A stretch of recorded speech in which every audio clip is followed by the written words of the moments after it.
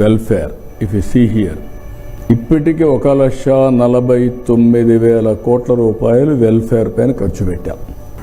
The biggest amount. అభివృద్ధి జరుగుతుని welfare మీద ఖర్చు పెట్టి 1,49,401 కోట్ల రూపాయలు ఖర్చు పెట్టాం. 2 ఏళ్లలో 30,607 గవర్నమెంట్ జాబ్స్ ఇచ్చాం.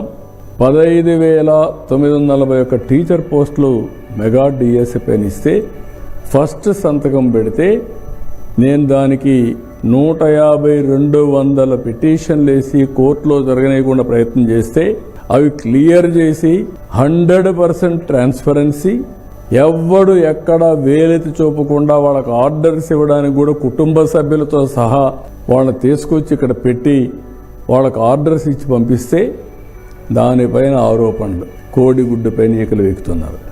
ఏమనాలో వాళ్ళు నాకు అర్థం కావడం, ఎలాంటి మనుషులో కూడా అర్థం చేసుకోలేకపోతున్నాం.